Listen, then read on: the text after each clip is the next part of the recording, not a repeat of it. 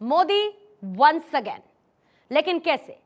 क्या यह उतनी ही आसानी से हो जाएगा जितनी आसानी से पीएम नरेंद्र मोदी ने कह दिया?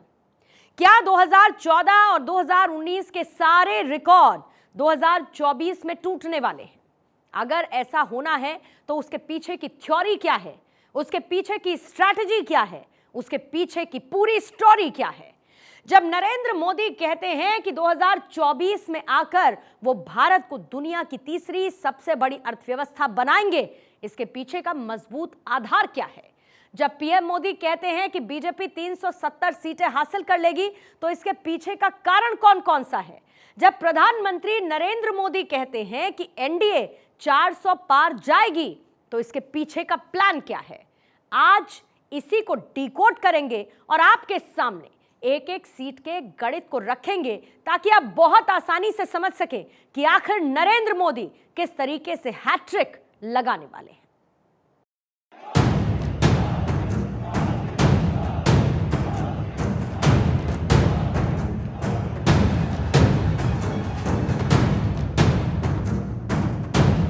నరేంద్ర మోదీ గారి నాయకత్వం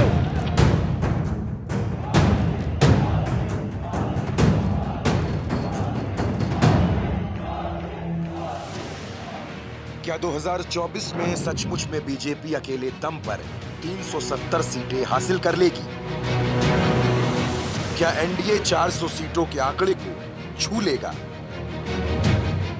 ये महज एक ऐलान है, एक कल्पना है, या इसमें कोई सच्चाई भी है?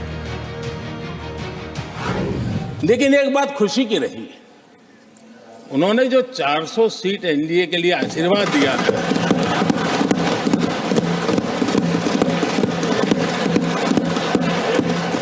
और मैं परवेज जी के इन आशीर्वाद को, आपके आशीर्वाद मेरे सर आंखों पर, अब आपको आशीर्वाद वापिस लेना तो ले सकते हैं, क्योंकि एक खबर तो आ गए हैं।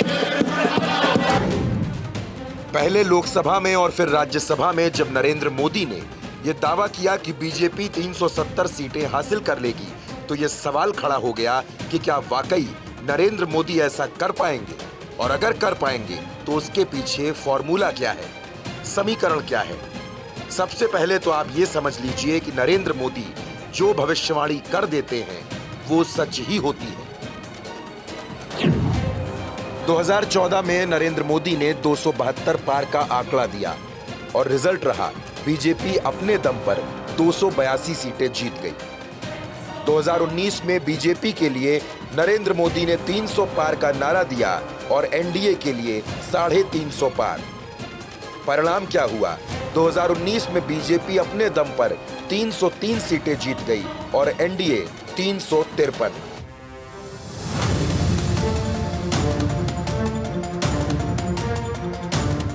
तो क्या नरेंद्र मोदी की कही ये बात सच होने वाली है? अगर बीजेपी अकेले 370 सीटों के नंबर को छू लेती है तो इसका मतलब क्या होगा जानते हैं आप? इसका मतलब होगा राहुल गांधी 40 सीटों पर सिमट जाएंगे, ममता बनर्जी 10 से नीचे, अखिलेश यादव 5 से कम, तेजस्वी यादव 0, उद्धव ठाकरे 10 से नीचे, शरद पवार खाता खुलना भी मुश्किल।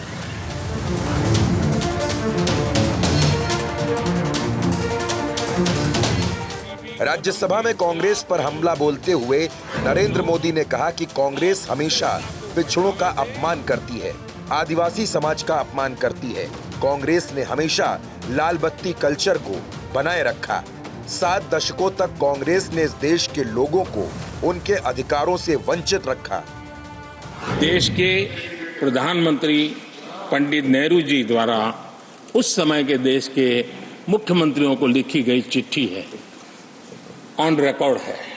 मैं अनुवाद पढ़ता हूं। मैं किसी भी आरक्षण को पसंद नहीं करता, और खासकर नौकरी में आरक्षण तो कतई नहीं।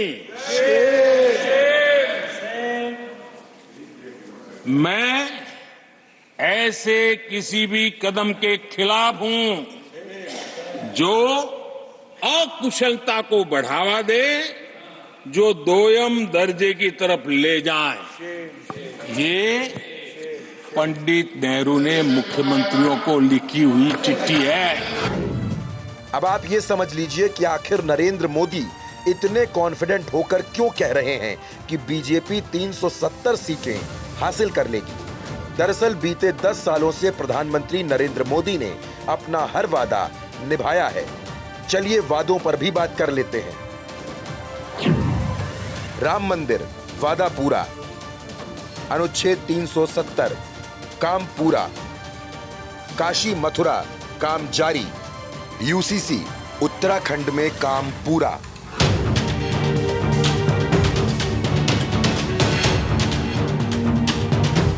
ये बात तो हुई वादों की। अब वो थ्योरी डिकोड करते हैं जिसके जरिए प्रधानमंत्री मोदी थर्ड टर्म का दावा कर रहे हैं। सबसे पहले आपको 5 सबसे सेफ स्टेट से इस थ्योरी को समझाते हैं। गुजरात में लोकसभा की 26 सीटें हैं और 2019 में बीजेपी 26 की 26 सीटें जीत गई और 24 के लिए टारगेट भी क्लीन स्वीप का है। हिमाचल प्रदेश में 4 सीटें हैं, 2019 में बीजेपी 4 सीटें जीती और टारगेट फिर 4 सीटों का है। उत्तराखंड में 5 सीटें हैं, 2019 में 5 सीटों पर जीत मिली और टारगेट इस बार भी क्लीन स्वीप है। हरियाणा की 10 सीटें हैं, 2019 में 10 सीटों पर जीत मिली और 24 के लिए टारगेट भी 10 सीटों का है। दिल्ली में लोकसभा की 7 सीटें हैं, 2019 में बीजेपी 7 सीटें जीती और 2024 में भी विपक्ष का सूपड़ा साफ करने का पूरा इरादा है। यानी ये टोटल नंबर होता है 52, जिसमें 2019 में बीजेपी को नंबर मिले 52 और टारगेट भी 52 का है।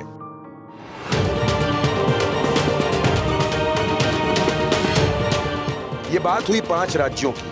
अब आपको समझाते हैं कि आखिर वो 9 राज्य कौन से हैं जहां बीजेपी अपनी पूरी ताकत झोंक रही है, जहां लगातार मेहनत कर रही है। महाराष्ट्र में लोकसभा की 48 सीटें हैं, 2019 में बीजेपी को यहां 23 सीटें मिली और इस बार टारगेट है 33 सीटों का।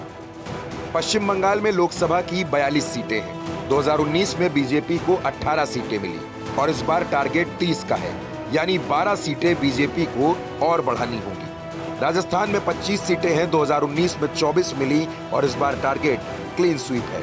मध्य प्रदेश में 29 सीटें हैं, पिछली बार 28 सीटें मिली और इस बार टारगेट 29 सीटों का है। छत्तीसगढ़ में 11 सीटें हैं, पिछली बार 9 सीटें मिली और इस बार 11 सीटों का टारगेट है।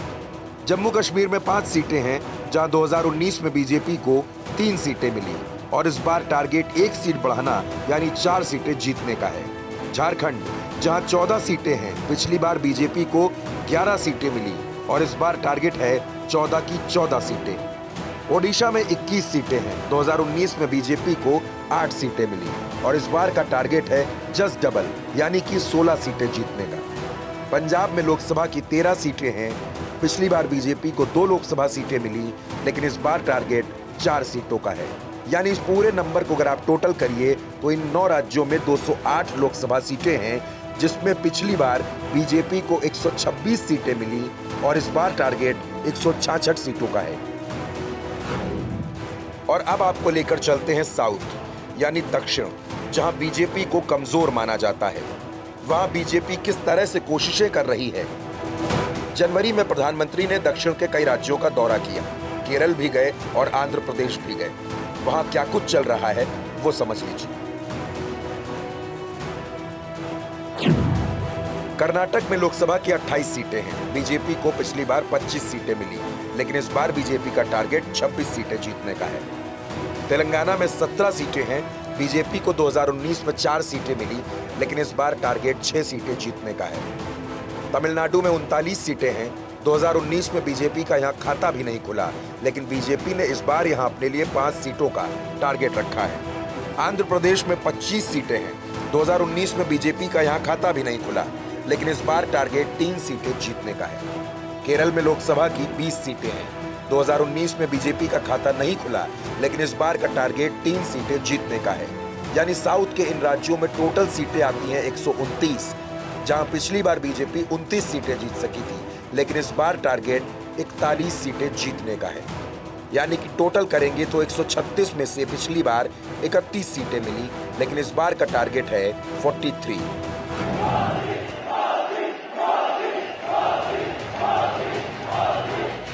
और अब इस पूरे प्लान के आखिर में वहां की बात करते हैं जो बीजेपी के लिए बिग ग्राउंड है। वहां से बीजेपी कितनी उम्मीद कर रही है। उत्तर प्रदेश में लोकसभा की 80 सीटें हैं। 2019 में बीजेपी अपने दम पर 62 सीटें जीत गई, लेकिन इस बार का टारगेट 10 ज्यादा यानी कि 72 सीटें जीतने का है। बिहार में 40 सीटें हैं। पिछली बार बीजेपी 17 सीटें जीती और इस बार भी उसका टारगेट 17 की 17 सीटें जीतने का है। नॉर्थ ईस्ट में लोकसभा की 26 सीटें आती हैं, जहां बीजेपी 2019 में 15 सीटें जीत गई, लेकिन 2024 में वहां उसको 20 सीटें जीतनी है। यानी टोटल 146 में से पिछली बार 94 सीटों पर जीत मिली और इस बार का टारगेट है 109। यानी बात बिल्कुल साफ है, प्रधानमंत्री के लिए बीजेपी के हिस्से में 370 और एनडीए के खाते में 400 सीटें करना कोई बहुत बड़ी बात नहीं है, क्योंकि मोदी का एजेंडा क्लियर है, मोदी का विजन स्पष्ट है। रूट से लेकर बूथ तक और महिलाओं से लेकर यूथ तक एक एक प्लान क्लियर है। शायद तभी मोदी खोलकर टंके की चोट पर यह दावा कर रहे हैं वो तीसरी बार आएंगे और 400 सीटों के साथ आएंगे।